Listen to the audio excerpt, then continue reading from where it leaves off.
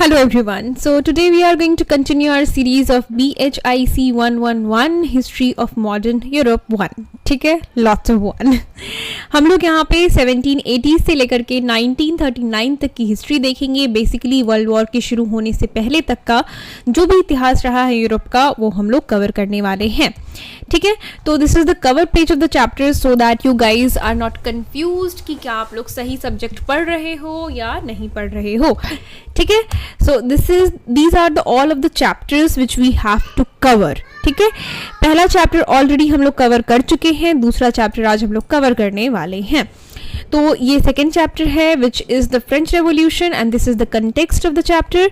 ठीक है, तो अब हम लोग कीवर्ड्स से स्टार्ट करते हैं. Why do we start with the keywords? Because we want to have a better understanding that what we are going to study in this chapter. Okay, so ancient regime का क्या मतलब होता है?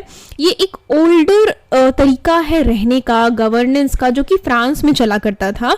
ये basically 1789 से पहले लोग जिस तरह से रहा करते थे फ्रांस में, उस तरह के रिजीम को, उस तरह के रहने के ढंग को कहा जाता है एंशिएंट रिजीम. और ये डिस्ट्रॉय हो गया कब? जब फ्रेंच रेवोल्यूशन हुआ. फ्रेंच रेवोल्यूशन के क्या की पॉइंट्स थे? कुछ अगर की पॉइंट्स में बताऊं तो फ्यूडलिज्म का एंड हो जाता है, राजा को एग्जीक्यूट कर दिया जाता है, रानी को भी एग्जीक्यूट कर दिया जाता है, Louis the 16th and Marie Antoinette. And इसके अलावा और कहूँ तो बैस्टील का जो किला गिरता है. तो बहुत सारी चीज़ें हैं, हम लोग पढ़ते हैं. कायर, तो ये एक फ्रेंच वर्ड है. I may pronounce it wrong, I may pronounce it correct, whatever. तो ये फ्रेंच वर्ड्स हैं, लाइक दिस, ये सारे फ्रेंच वर्ड है, ये तो फ्रेंच नाम ही है. अभी हम लोग देखते हैं कायर. ये एक तरह से ना, इसका मतलब डायरेक्टली देखोगे तो होता है नोटबुक. तो ये एक तरह से लिफ्ट थी ग्रीवियंसेस की, गलतियों की, जो कि 3 स्टेट्स के द्वारा की गई थी. कौन कौन से थे ये 3 स्टेट्स? पहला स्टेट है क्लर्जी, नोबिलिटी, और तीसरा है कॉमन पीपल.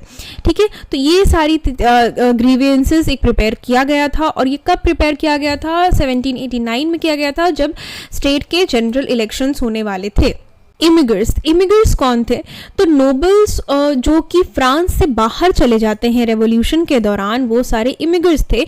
और इन्होंने ट्राई किया कि वो फॉरेन पावर्स की मदद से रेवोल्यूशन को सप्रेस कर पाएं, पर वैसा तो हो नहीं पाया. स्टेट्स क्या हैं? तो 3 मेन सोशल डिवीजन था फ्रांस में. पहला क्लर्जी, नोबिलिटी और कॉमन पीपल. ठीक है, गिलेटिन बेसिकली एक मशीन है, यहाँ पे उसका डिस्क्रिप्शन दे रही हूँ, फिर मैं उसको एक्सप्लेन करती हूँ एक पिक्चर के थ्रू. ये एक ऐसा डिवाइस है जिसमें एक ब्लेड लगा हुआ होता था एग्जीक्यूशन के लिए, लोगों को मारने के लिए, ताकि जो कट है, जो ब्लो होगा वो एफिशिएंट हो और जो एग्जीक्यूशनर का जो एफर्ट है वो कम लगे. और इसको एक डॉक्टर गिलेटिन नाम के इंसान ने इन्वेंट किया था, तो इसका नाम भी गिलेटिन है. See, this is the guillotine machine here. तुम्हारा जो सर है वो इधर डाला जाएगा और देन मशीन को ड्रॉप कर दिया जाएगा. ठीक है, तो ये है गिलेटिन मशीन. इस तरह से कुछ एग्जीक्यूशंस हुआ करते थे फ्रांस में. नेक्स्ट, मेन्यू पीपल कॉमन लोगों को कहा जाता था. पार्लियामेंट, आज के पार्लियामेंट से भी रिलेट कर सकते हो इसको. सॉवरन लॉ कोर्ट, जहाँ पे एडमिनिस्ट्रेशन और रीजनल जस्टिस मिलता था.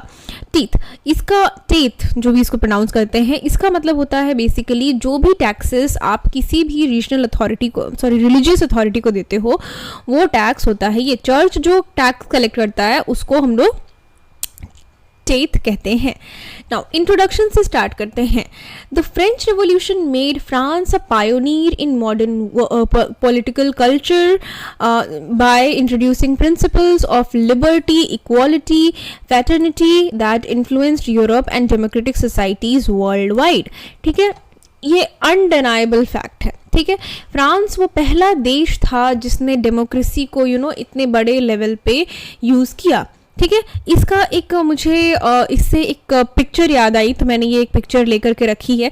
ये आप लोगों ने ज़रूर अपने 10th क्लास के बुक में देखी होगी, जहाँ पे ये जो खड़ी है ये लेडी, ये बेसिकली फ्रांस को रिप्रेजेंट कर रही हैं. ये लिबर्टी को रिप्रेजेंट कर रही हैं, फ्रीडम को रिप्रेजेंट कर रही हैं. जो ये ऊपर गॉड्स हैं, ये खुश हैं कि हाँ लोगों को फ्रीडम मिल गई, आज़ादी मिल गई, ठीक है। तो ये जो देखो फ्रांस है, ये फ्रांस के जो लोग हैं अपना झंडा लेकर के यहाँ पे ये आगे निकलते जा रहे हैं।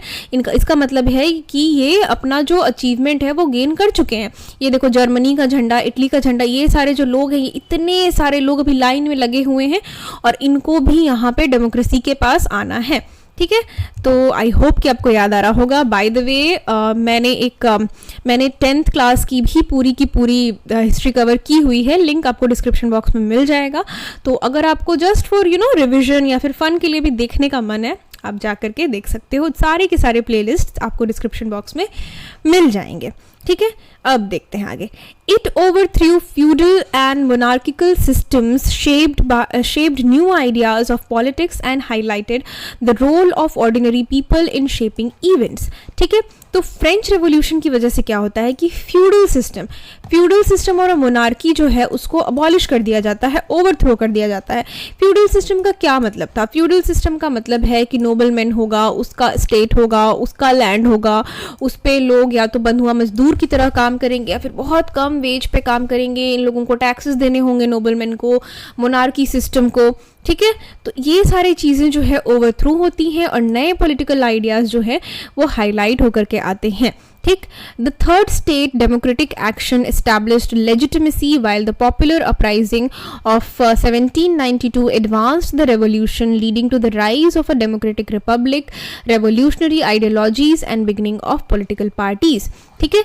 तो जो थर्ड स्टेट डेमोक्रेटिक एक्शंस हैं जो कि इस्टेब्लिश होता है लेजिटिमेसी के लिए, ये एक पॉपुलर अपराइजिंग बन जाता है 1792 में, जहाँ पे एडवांस रेवोल्यूशंस होने लगते हैं, मतलब कि रेवोल्यूशन तेज़ी से होने लगता है और जो डेमोक्रेटिक रिपब्लिक है वो रेवोल्यूशनरी आइडियाज़ लेकर के आती है, ठीक है।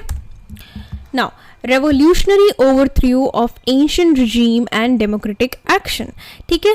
तो एकदम रेवोल्यूशनरी ओवरथ्रो होता है, मतलब एक बदलाव आता है। और जो एंशिएंट रिजीम मैंने आप लोग को बतलाया ना, जहाँ पे 1789 से पहले के का जो रहने का तरीका था फ्रांस का, उसको एंशिएंट रिजीम कहते हैं, ठीक है। तो एंशिएंट रिजीम कैसे ओवरथ्रो होता है और कैसे डेमोक्रेटिक एक्शंस स्टार्ट होते हैं। Economic crisis and popular disturbances. French economy showed growth in 18th century but prosperity was uneven, ठीक है। फ्रेंच इकोनॉमी जो है वो शो करती है growth in 18th century, but prosperity जो थी वो अनइवन थी, मतलब कि सारे के सारे लोग अमीर नहीं थे, ठीक है। Poor harvests 1771-72 onwards raised grain and bread prices causing hardship। तो जब 1771 में और 1772 में खेती अच्छे से नहीं होती है तो ब्रेड के दाम बढ़ जाते हैं, अनाज का जो दाम है वो बढ़ जाता है, जिसकी वजह से लोगों को परेशानियां होती हैं। From 1775 falling wine prices, food scarcity, livestock losses and cereal crisis worst conditions, ठीक है। तो शराब के दाम कम हो जाते हैं, फूड की कमी हो जाती है, जो लाइफ स्टॉक होता है वो ख़त्म होने लगता है, अनाज कम हो जाता है। तो इन सब की वजह से जो क्राइसिस है 1775 में और ज़्यादा बढ़ जाता है। लाइफ स्टॉक मतलब हुआ कि एनिमल्स जिनको डोमेस्टिकेट करके रखते हो, कंज्यूम करते हो। The 1786 Anglo-French Trade Treaty hurt French industries। तो Anglo-French Treaty होती है एक 1786 में, जिसकी वजह से फ्रेंच इंडस्ट्रीज को नुकसान होता है। Heavy taxation and pamphlets stirred peasants' anger against feudal lords and bourgeois agents, ठीक है। ये भी एक फ्रेंच वर्ड है, इसका मतलब होता है जो पूंजीपति लोग हैं, ठीक है, जो मिडिल क्लास से तो बिलोंग करते हैं, लेकिन ये टिपिकली थोड़े से मटीरियलिस्टिक होते हैं। इनकी जो वैल्यूज़ होती हैं ये कन्वेंशनल होती हैं और ये बेसिकली पैसे जमा करके रखते हैं अपने पास, चाहे कैसे भी हो, ठीक है। तो हैवी टैक्सेशन मतलब कि लोगों पे बहुत ज़्यादा कर लगाया जाता है। पैम्पलेट्स जो हैं वो पेजेंट्स को बांटे जाते हैं। तो इसकी वजह से क्या होता है कि जो पेजेंट्स हैं उन पे बहुत ज़्यादा उन लोगों में बहुत गुस्सा फैल जाता है फ्यूडल लॉर्ड्स के ऊपर, और जो जिन्स होते हैं उनके ऊपर उनको बहुत गुस्सा हो जाता है। इसका रिजल्ट क्या होता है कि खाने के लिए लड़ाई हो जाती है, गांवों में रिवोल्ट्स होने लगते हैं, rise of anti feudal and anti capitalist movements भी स्टार्ट हो जाते हैं। ठीक है, financial collapse of the state and political crisis. ठीक है, तो फाइनेंशियल कोलैप्स होता है, मतलब पैसों का जो इकोनॉमी का कोलैप्स है वो होता है, स्टेट और पॉलिटिकल क्राइसिस भी होने लगते हैं। Extravagant spending and unjust tax exemptions for clergy and nobility created massive deficit. मतलब कि जो, अगर आपने कभी भी मैरी एंटोनिएट या फिर लुई द 16 के बारे में सुना होगा, तो they were very infamous for their extravagant life. बहुत खर्च करना लोगों के, अब राजा रानी का काम ये होना चाहिए कि they are giving their best to fulfil the needs of their country, but what these people were doing कि they were living the extravagant life, बहुत अच्छी ज़िंदगी जी रहे थे।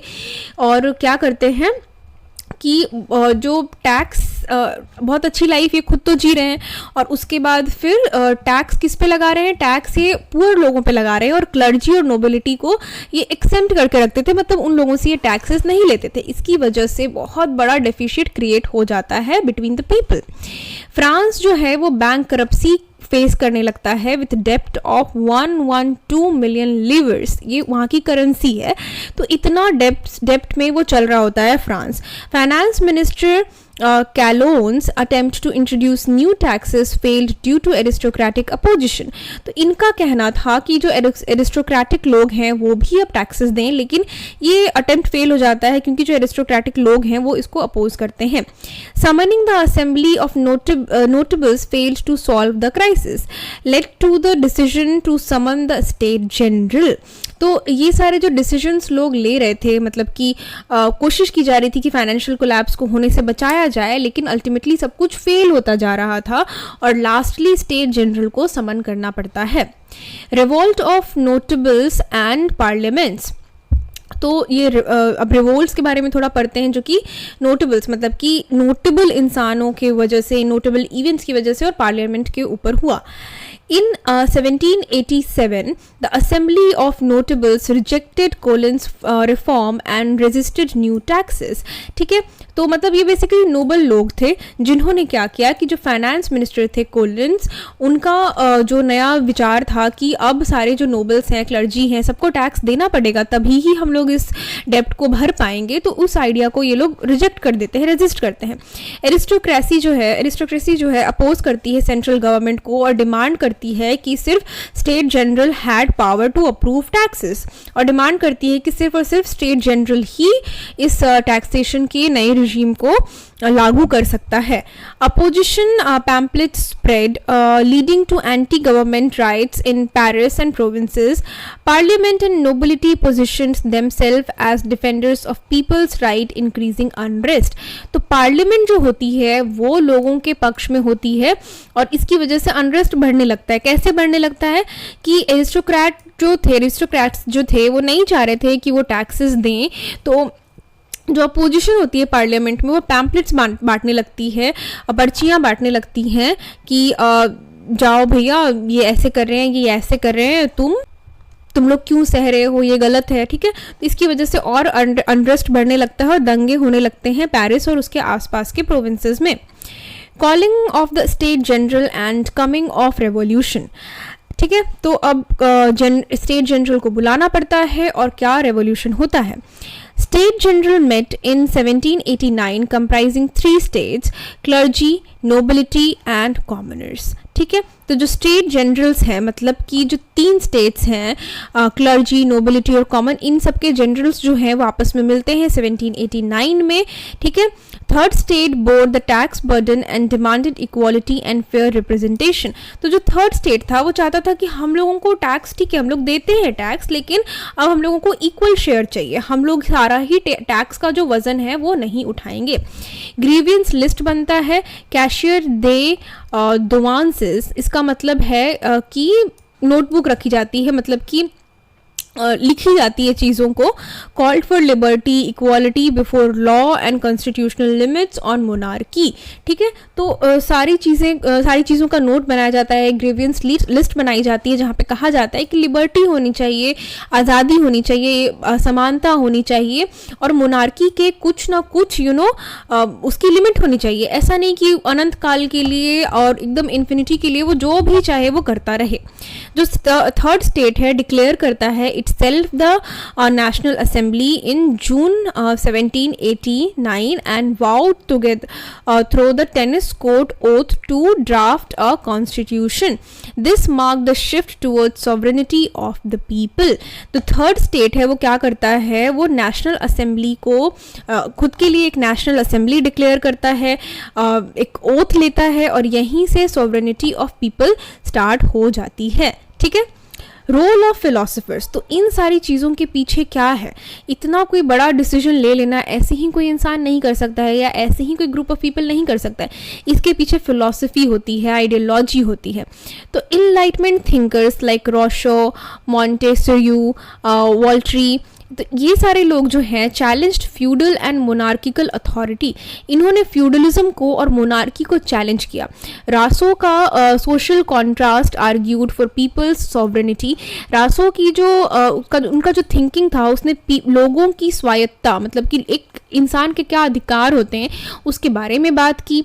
Enlightenment emphasised liberty, equality, individual rights and reason. ठीक है, salons, clubs and societies spread these revolutionary ideas to educated and middle classes।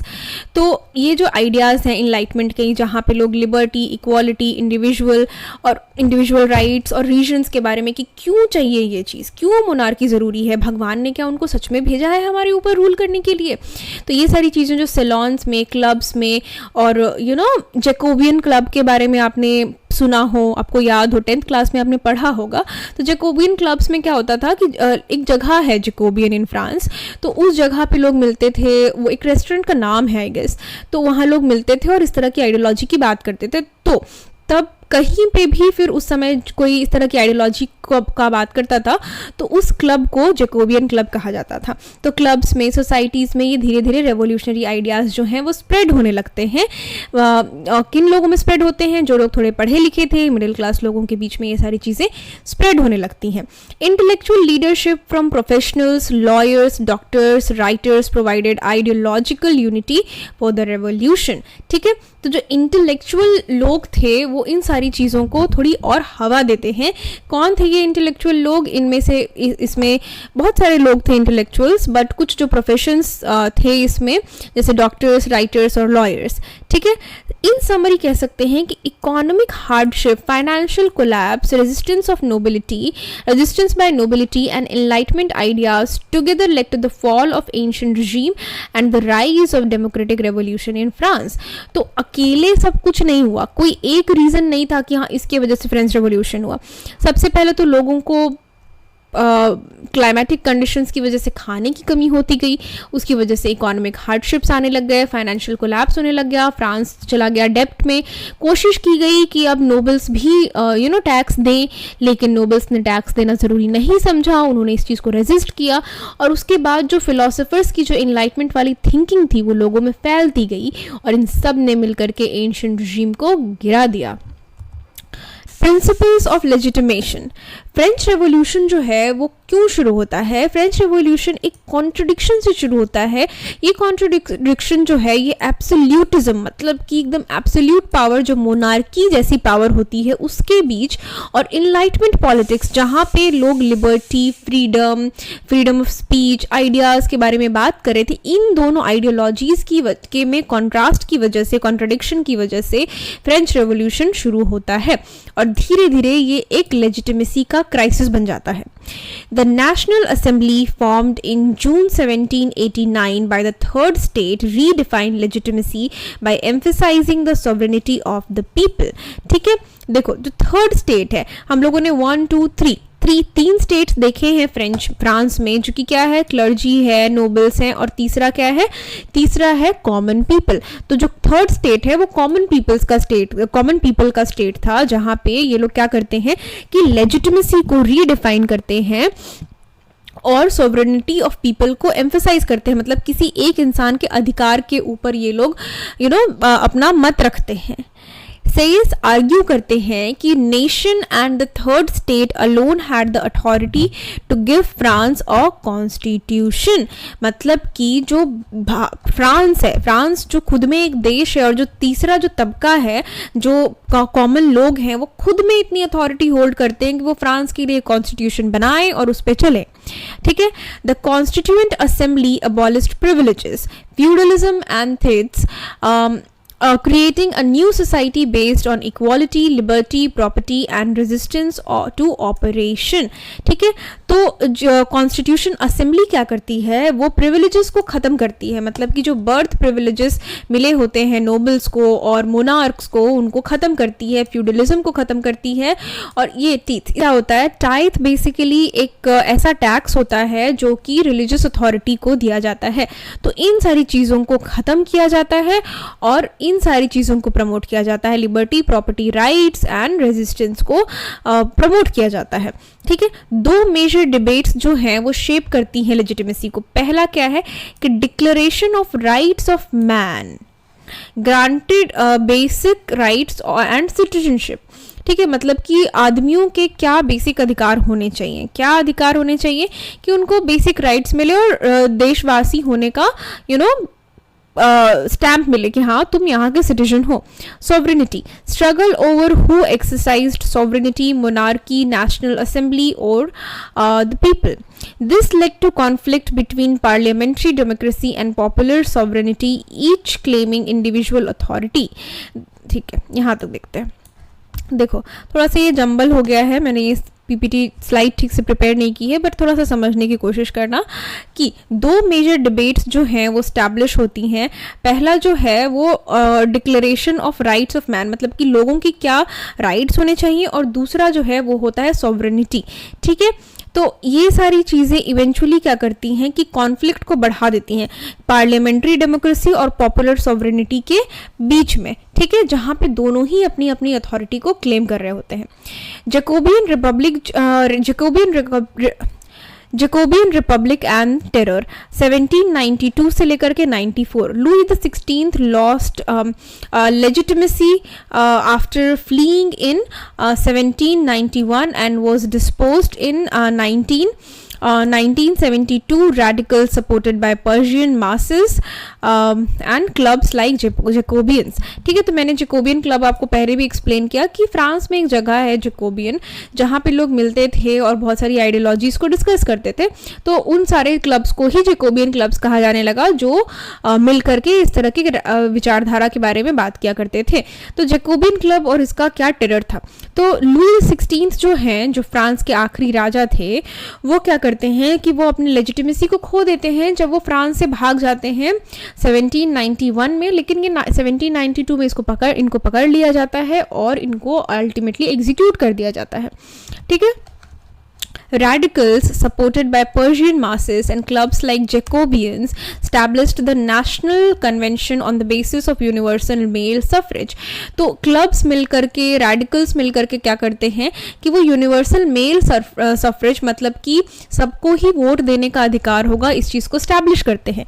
The Jacobians allied with the Sank-Clotos built a revolutionary dictatorship under Robespierre, stressing liberty and popular democracy. तो Jacobians जो हैं वो allied करते हैं, वो मिल जाते हैं सांस क्लोटोस के साथ और एक रेवोल्यूशनरी डिक्टेटरशिप वो स्टैब्लिश करते हैं रोबेस्पियर के अंदर, और स्ट्रेस करते हैं कि लिबर्टी और जो डेमोक्रेसी है उसको पॉपुलराइज किया जाए। Direct democracy replaced representative democracy with revolutionary committees exercising power. तो जो डायरेक्ट डेमोक्रेसी है उसको रिप्लेस किया जाता है रिप्रेजेंटेटिव डेमोक्रेसी से, रिप्लेस कर दिया जाता है रिप्रेजेंटेटिव डेमोक्रेसी से।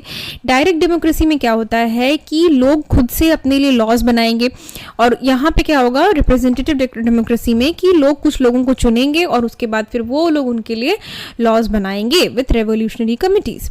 Laws like the general maximum regulated prices and essential goods. अब लॉज में कैसे लॉज ये लोग बना रहे थे, ये लोग बना रहे थे कि मार्केट में क्या प्राइस रहेगा, गुड्स का क्या प्राइस रहेगा, एसेंशियल क्या गुड्स होंगे, ठीक है। द रेन ऑफ टेरर 1793 से लेकर के 94 executed around 40,000 people including the king, queen, royalists and suspected enemies of the revolution. तो रेवोल्यूशन के दौरान बहुत सारे नोबल्स का एग्जीक्यूशन होता है। अभी हम लोगों ने देखा ना, एक गिलिटिन करके एक मैंने अभी आपको एक पिक्चर दिखाई थी डाल करके उसमें खचक। तो ये जो एग्जीक्यूशन था ये हुआ। I am sorry for the छोटा सा मजाक about the execution. Killing is never a good option. खैर उन लोगों ने भी बहुत लोगों को मारा ना।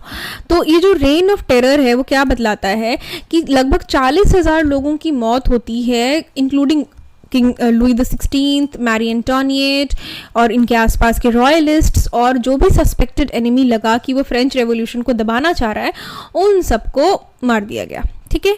रॉबेस्पियर्स government combined radical democracy with dictatorship.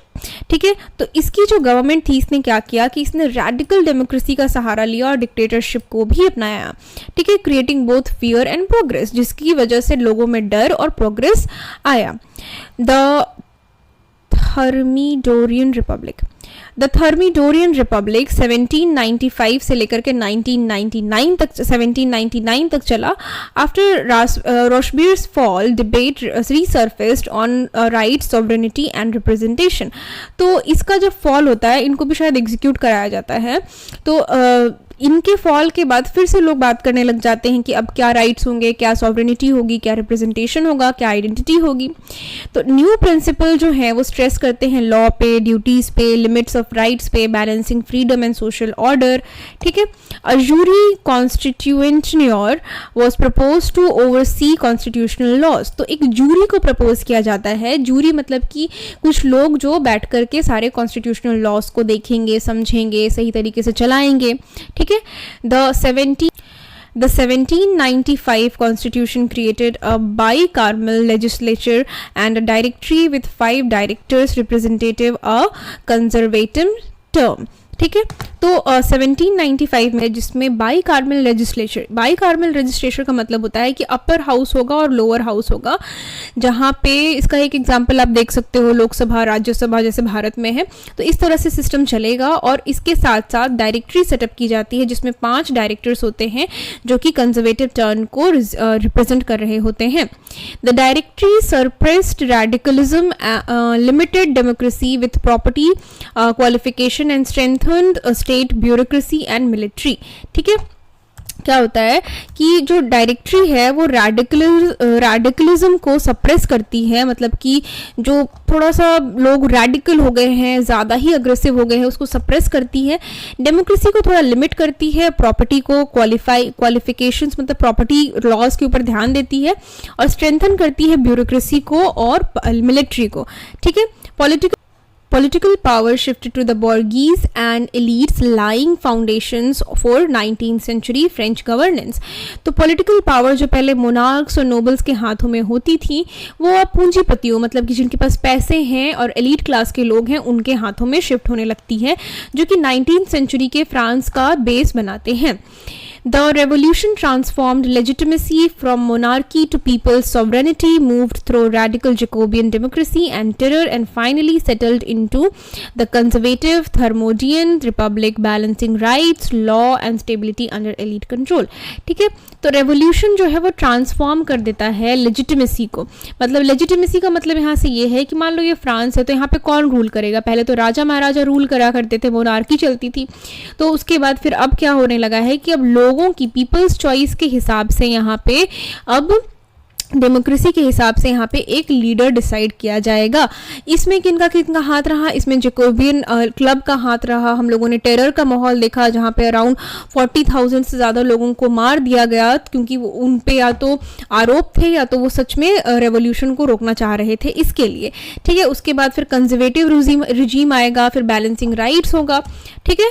अब ideological divisions and contours of party politics देखते हैं। The French revolution saw the rise of many political clubs and societies competing for influence.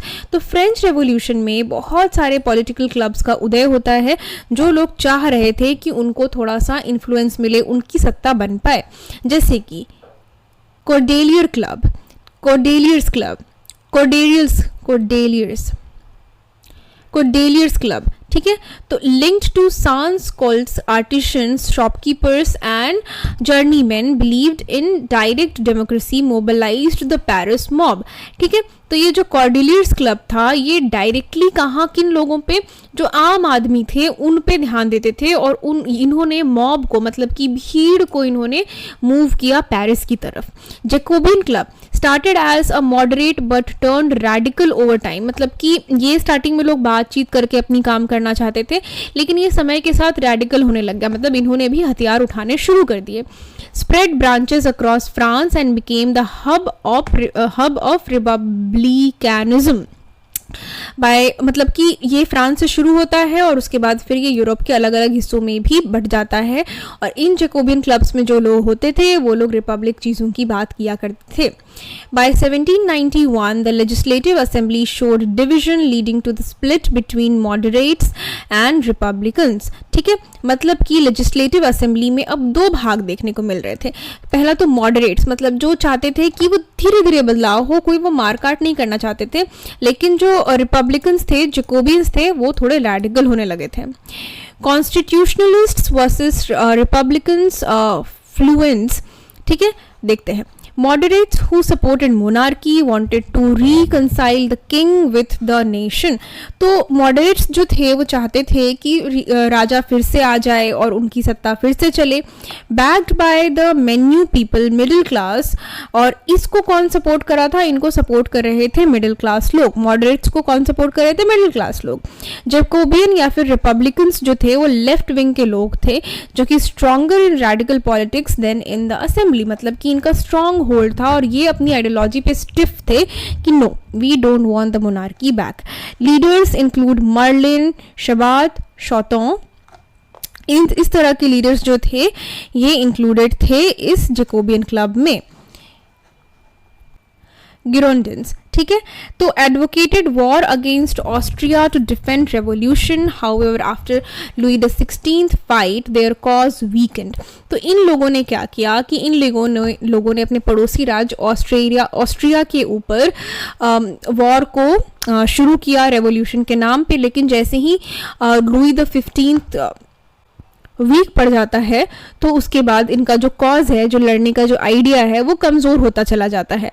The war of 1792 intensified division, जो लड़ाई होती है 1792 में, इसकी वजह से कुछ डिविजन्स बनते हैं, जैसे कि जो मॉडरेट्स है lost grounds while extremists gained, मतलब कि जो मॉडरेट्स थे जो चाहते थे कि मोनार्की वापस आ जाए, वो लोग अपना ग्राउंड खो देते हैं, मतलब कि वो लोग, उन लोगों का जो मन था वो पूरी तरह से, मतलब वो लोग जो चाहते थे वो अब नहीं हो सकता था, और जो एक्सट्रीमिस्ट थे उनको अपनी आइडियोलॉजी में और ऊपर पावर मिलने लगती है। Sans Clotos uprising led to the fall of monarchy and the establishment of republic, ठीक है। तो इन्होंने क्या किया कि ये इनकी वजह से मोनार्की का फॉल हुआ और ये रिपब्लिक को स्टैब्लिश करते हैं, ठीक है। तो पॉलिटिकल स्ट्रगल बिटवीन गिरोंडियंस एंड मोंटाग्रांस, ठीक। In the national convention 3 group existed, 3 groups का एग्जिस्टेंस था during French revolution in national convention. पहला क्या है? मारिस या फिर प्लेन, इंडिपेंडेंट सेंटर, ठीक। दूसरा क्या है? गिरोंडियंस, मतलब कि लेड बाय ब्रिशॉट, वर्गीडियन, गुडेट, अलाइंड विथ बुर्गीज, मतलब कि यहाँ पे पूंजीपति लोग थे। मोंटाग्रांस या फिर जैकोबियंस, जो कि रॉसफेयर जिनको लीड कर रहे थे, supported by lower middle classes and सांस क्लूटोस। तो 3 ग्रुप में ये लोग थे, ठीक है। बड़े ही डिफिकल्ट नाम है ये, I am sorry for the pronunciation. तो कॉन्फ्लिक्ट क्या था कि जो गिरोंडियंस थे वो फोकस कर रहे थे काउंटर रेवोल्यूशन पे और इमिग्रेंट्स पे। इमिग्रेंट्स कौन थे? जो लोग बाहर जा रहे थे फ्रांस से, और वो लोग बाहर से कोशिश कर रहे थे कि रेवोल्यूशन जो है वो थम जाए। मोंटाग्रांस जो है वो पुश कर रहे थे पॉलिसीज़ को, रिलाई कर रहे थे पर्शियन मॉब सपोर्ट पे। इकोनॉमिक ट्रबल्स जो है, फूड क्राइसिस जो है, वो वीकेंड गिरोंडियंस, मतलब कि ये वीक हो जाते हैं। क्यों ये वीक हो जाते हैं? क्योंकि बहुत ज़्यादा इकोनॉमिक और फूड क्राइसिस चल रहा था। कू ऑफ जून 1793 बाय मोंटाग्रांस प्लस सांस क्लूटोस एक्सपेल्ड गिरोडियंस, मतलब कि जब एक कू होता है, मतलब समझ लो कि एक दंगा फसाद होता है, तो कू कोशिश की जाती है कि इन लोगों को हरा दिया जाए और ये लोग हरा भी देते हैं। ठीक है। Rise and fall of Jacobians. Jacobians created a revolutionary government October 1793, which became dictatorial reign of terror. Harsh policies, economic controls, and executions led to discontent.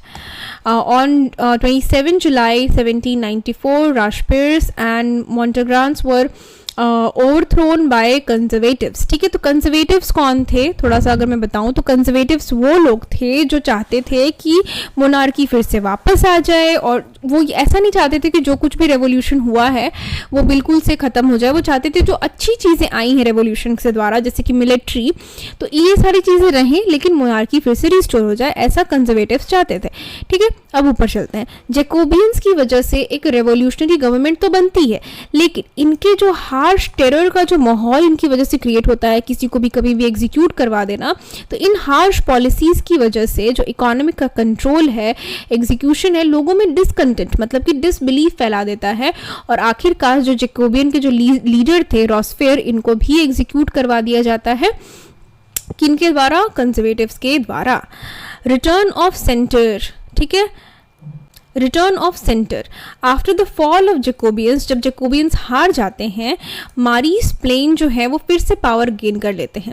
Included revived Girondins, moderate republicans and ex nobles, तो इन सबको फिर से regain करने का मौका मिलता है अपनी पावर्स को।